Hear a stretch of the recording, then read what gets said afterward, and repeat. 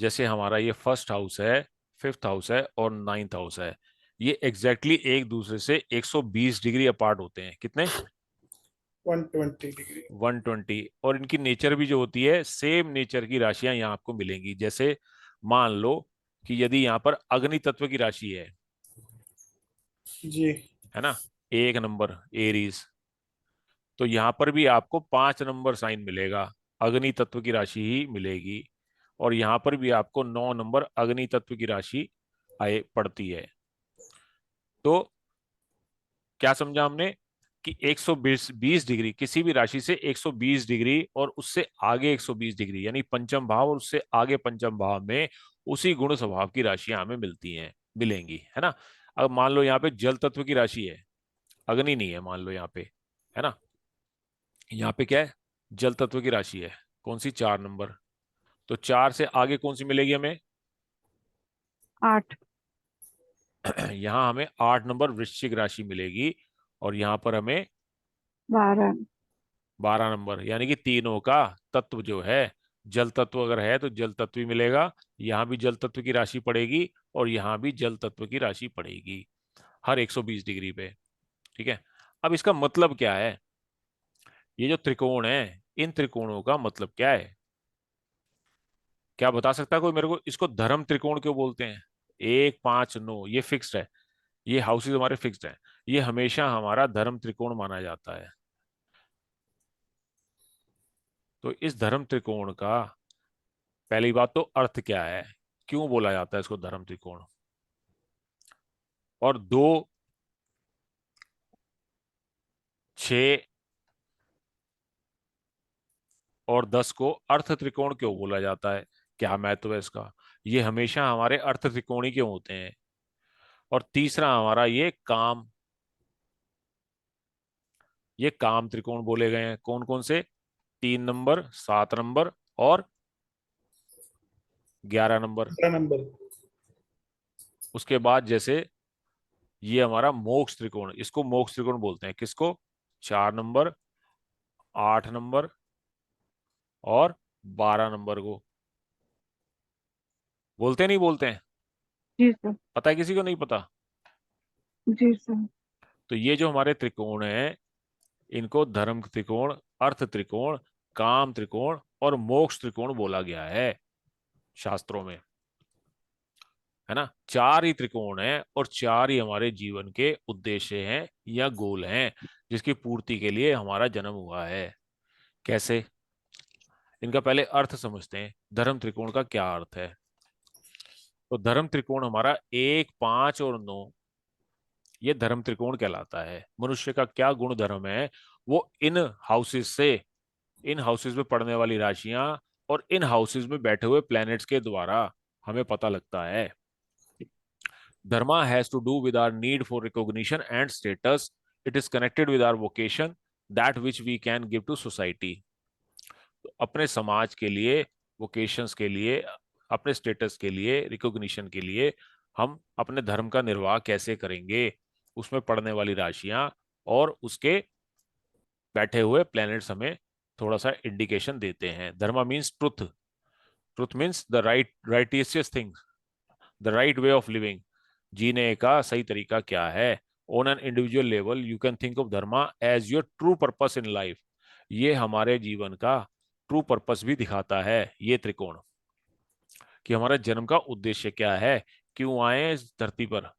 और ethical basis, हमारे ethics कैसे होंगे, है ना, कैसे संस्कार हमें मिलेंगे, कैसे संस्कारी होंगे हम, किस तरीके के हमारे सोच होगी, विचारधारा होगी, which you live in your life. It is also being conscious in your actions, आपके एक्शंस में, आपके वर्ड्स में और आपके विचारों में, है ना, झलकेगा। ऑन द बेसिस ऑफ कौन सी राशियां पड़ेगी, है ना जी, और कौन से ग्रह उसमें बैठे हैं, या इनके लॉर्ड जो हैं, इनके स्वामी कहाँ हैं, इनके स्वामियों की स्थिति कैसी है। इन 3 चीजों से हम अपने पर्पस पर्पस ऑफ लाइफ, अपने एथिक्स का, अपने एक्शंस का, अपने थॉट्स का या किसी के भी थॉट्स के बारे में हम जान सकते हैं। Having compassion and sensitivity to the needs of others, दूसरों की जरूरतों के लिए हम कितने जागरूक हैं या कितने सेंसिटिव हैं, है ना। Ultimately dharma leads you to remember who you really are. तो ये 1 5 9 हमें बताता है कि हम क्या हैं, एक्चुअल में हम है क्या, है ना। हमारी नेचर क्या है, हमारे थॉट्स कैसे हैं, हमारा जन्म क्यों हुआ है, पर्पस क्या है। Dharma also bring stability and order. ये जीवन में स्टेबिलिटी और ऑर्डर को भी दिखाता है। A life that is lawful and harmonious and the striving to do the right thing. तो कितना हम अपने उद्देश्य की पूर्ति के लिए उत्सुक होंगे या कार्यरत होंगे। To be virtuous, to be helpful to others and to interact successfully with the society. तो ये त्रिकोण बहुत इंपॉर्टेंट हो जाता है। भागवत गीता कहती है the greatest dereliction of dharma is to desert the helpless in the time of need, है ना। भागवत गीता में कहा गया है। वेदांता हमें बताते हैं that you can discover your dharma by studying sacred teachings from the examples of highly evolved peoples, reflecting on and following what satisfied your heart and listening to your deepest inner feelings। तो किसी भी जातक का केवल पहला, पांचवा और नौवां हाउस अगर हम स्टडी कर लें ठीक ढंग से, उसमें राशियां कौन सी हैं और प्लेनेट कौन से बैठे हैं और उन राशियों के स्वामी कुंडली में कहाँ पर बैठे हैं, तो हमें बहुत हद तक उस जातक के ट्रू पर्पस ऑफ लाइफ के बारे में या उसके लिविंग स्टाइल के बारे में पता लग जाता है, वे ऑफ लिविंग के बारे में। इसलिए ये धर्म त्रिकोण बहुत इंपॉर्टेंट है।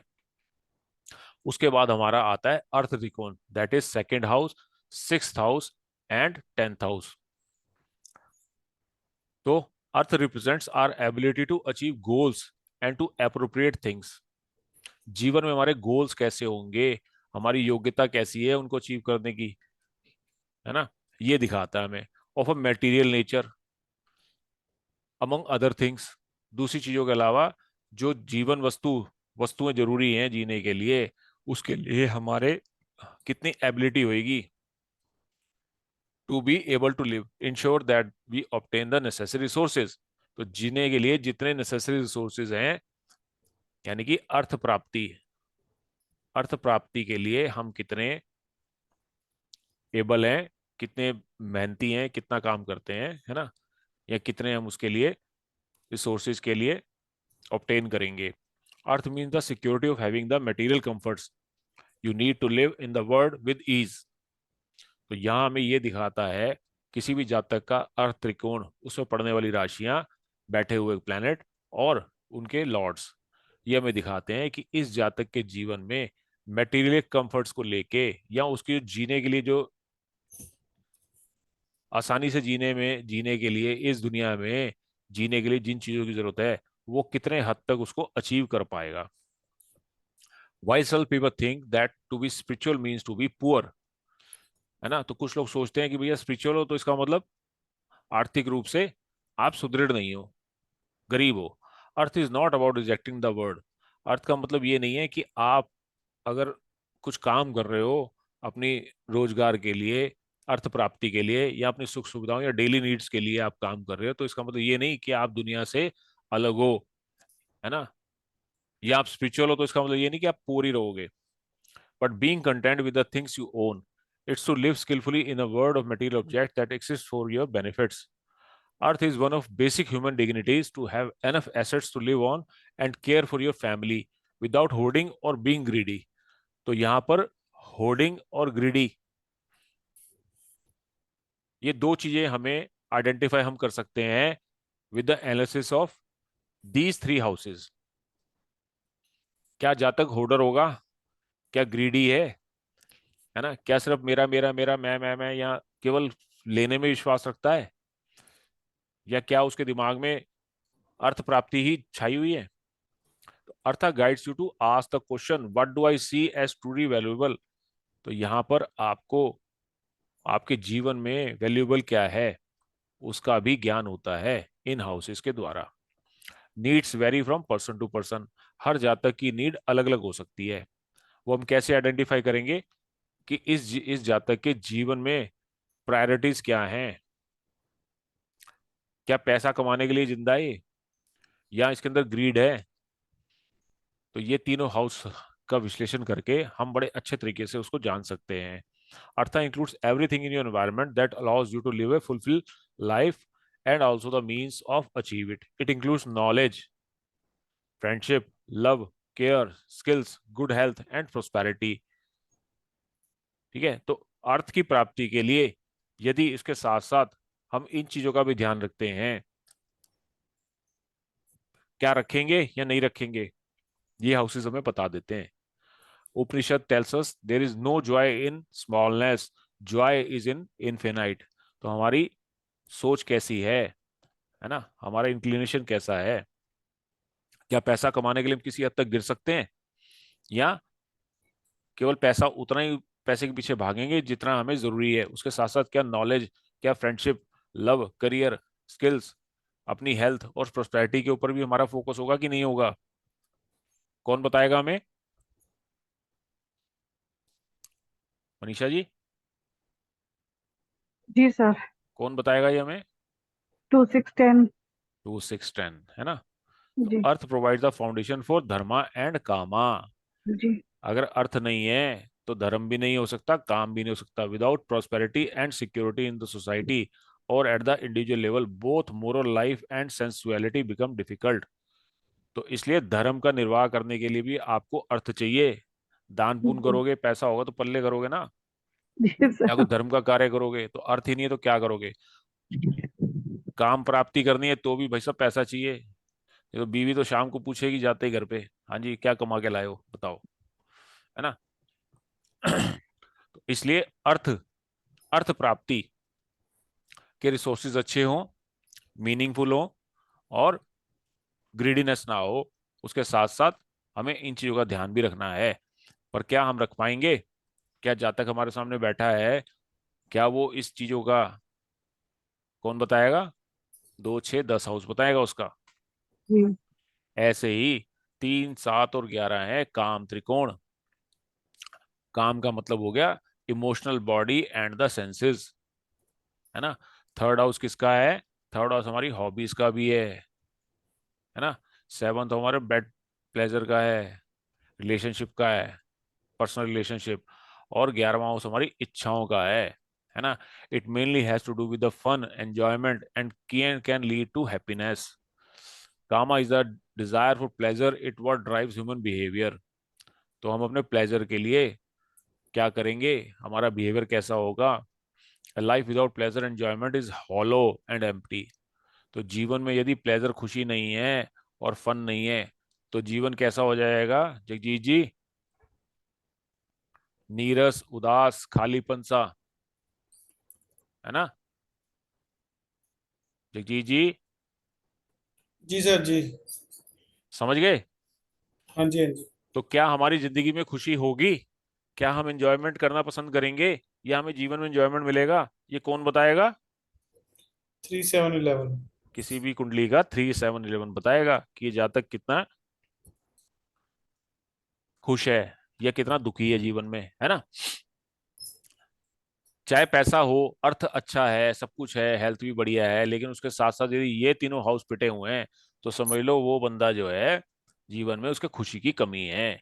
Kama relates to the pleasure which can be sensuality but is also art, music, beauty, love, intimacy, affection, fellowship and kindness. It's what brings a sense of delight of your life. The right kind of pleasure leads you towards your dharma. अगर सही तरीके से आप जीवन को enjoy करते हो, pleasure करते हो, तो क्या होता है, ये आपको आपके धर्म के प्रति और उसको पूरा करने के प्रति एक पैशनेट बनाता है ना? कामा इज गुड एंड नेसेसरी। जीवन में बहुत अच्छी चीज है और नेसेसरी भी है। When it exist to support dharma, है ना, जब आप अपने ट्रू धर्म के मुताबिक अपने गोल को सेट करते हो और उसमें आप काम का भी रूल आता है and becomes part of your richness of life. However, excessive karma can lead to overindulgence, addiction, sloth, greed and lust, है ना? तो ज्यादा एक्सेसिव काम भी जो है वो आदमी को निकारा बना देता है ना? ओवर इंडल्जेंस, एडिक्टिव बना देता है, स्लॉथ नेचर हो जाता है, ग्रीड जो है वो उसके ऊपर और लस्ट हावी हो जाती है, तो भी वो ठीक नहीं है। तो एक balanced 3-7-11 can make a person a true happy person, right. तो जी उपनिषद में सर। बताया गया है, as is your desire so is your will. जैसी आपकी सोच होती है वैसी आपकी प्राप्ति। As is your will so is your deed. तो जैसे आपकी सोच वैसे आपकी deed. As is your deed so is your destiny. ठीक है जी। जी यू आर जी। What your deep driving desire is. तो ये सारा कुछ हमें कहां से दिखता है, कहां से, हमारी डिजायर्स, है ना। डिजायर्स कैसी होंगी हमारी, ये डिजायर्स के हाउस हैं तीनों। Kama is a total sensory experience that includes discovering the object, learning about the object, establishing emotional connections, learning the process of enjoyment, and experiencing the resulting feeling of well-being force during and after the experience. ठीक है। तो जिस तरीके से धर्म जरूरी है, अर्थ जरूरी है, उसी तरह से कामा भी बहुत जरूरी है। एंजॉयमेंट, है ना, इमोशनल बॉडी और सेंसेस को अपने। तो ये चीजें हमें कौन बताएगा, किसी भी जातक का, नेटिव का 3-7-11 को जब हम एनालाइज करेंगे, एक झटके में पता लग जाएगा कि ये जातक जीवन में कितना खुशहाल है, कितना सुखी है, कितना खुश है, कितना ये जीवन को जी रहा है। सर कोई एग्जांपल से समझा दो, कोई एक भी त्रिकोण जो भी किया है। लेंगे एग्जाम्पल लेंगे, सबके एग्जाम्पल लेंगे, चिंता मत करो, है ना। अभी चौथे कंसेप्ट को और समझ लो। इसको मोक्ष, मोक्ष त्रिकोण बोला गया है 4-8 बारों को। मोक्ष क्यों बोला गया है? देखो, मोक्ष तो सुप्रीम चीज है ना। पहले आदमी अपना धर्म का निर्वाह करे, अर्थ की प्राप्ति करे और कामा को एंजॉय करे इन द राइट मैनर, तो डेफिनेटली वो मोक्ष की तरफ। जरूरी नहीं है कि जो साधु सन्यासी हैं, है ना, जो कमंडल लेके बैठे हैं हिमालय पर्वत पे, या जो गृहस्थी में नहीं है तो उन्हीं को मोक्ष की प्राप्ति होगी, ऐसा नहीं है। गृहस्थ जीवन में रहकर भी मोक्ष को प्राप्त किया जा सकता है ना। एक सन्यास जीवन होता है, सन्यासी का जीवन होता है, और एक गृहस्थी का जीवन होता है। इनकी अलग अलग रिस्पॉन्सिबिलिटीज बढ़ जाती हैं। इसका धर्म, इसका धर्म, अर्थ और और काम, है ना, इसके लिए, सन्यासियों के लिए इसकी अलग डेफिनेशन है, गृहस्थियों के लिए इसकी अलग अलग डेफिनेशंस हैं, है ना। और ये लोग, ये दोनों ही अगर अपने अपने धर्म का निर्वाह करते हैं प्रॉपर वे में, तो डेफिनेटली मोक्ष की तरफ अग्रसर हो जाते हैं, हो सकते हैं। ये सन्यास में रह के और ये गृहस्थ आश्रम में रहकर भी। तो ऐसा कभी नहीं हमें सोचना चाहिए कि केवल जो सन्यासी लोग हैं वही मोक्ष की तरफ, है ना, या उन्हीं को मोक्ष का अधिकार उनको ही है, ऐसा नहीं है। गृहस्थी भी मोक्ष की तरफ जाते हैं, है ना। वो भी एक रास्ता है जाने का, गृहस्थ आश्रम से भी। तो मोक्ष क्या है? When you live your Dharma fully supported by artha and kama, moksha is the final liberation dance, है ना। तो ये फाइनल है आपका। कैसे? Moksha is your true nature, it's who you really are, it includes emancipation, liberation, freedom from the cycle of death and rebirth, freedom for ignorance, self realization and self knowledge, है ना, consciousness of the oneness of the supreme soul, the removal of obstacles to an unrestricted life, access to our full human potential of creativity, compassion and understanding. क्या है मोक्षा? मोक्षा है मुक्ति, मृत्यु और पुनर्जन्म के चक्र से मुक्ति को मोक्ष बोला गया है। इसको अज्ञान से मुक्ति भी बोला गया है ना। जरूरी नहीं है कि जो साधु सन्यासी हैं उन्हीं के पास ज्ञान हो। एक गृहस्थ में रह के भी लोग जो हैं अपने सही आचरण से ज्ञान को प्राप्त कर सकते हैं। आत्मबोध और आत्मज्ञान, है ना, सर्वोच्च आत्मा की एकता की चेतना, अप्रतिबंधित जीवन में आने वाले बाधाओं को दूर करना, रचनात्मकता, करुणा और समझ की हमारी पूर्ण मानव क्षमता तक पहुंच कितनी है। यानी कि हमारा आचरण गृहस्थ में रहने के साथ साथ हम यदि अपने अर्थ को, सही मायने से अर्थ को, अर्थ की प्राप्ति करते हैं और अपने काम को एंजॉय करते हैं और धर्म का भी निर्वहन करते हैं, तो हमें मोक्ष की प्राप्ति हो सकती है ना। ऐसा नहीं है कि हमें उसके लिए वनवास ही लेना पड़ेगा। ठीक है। जी सर।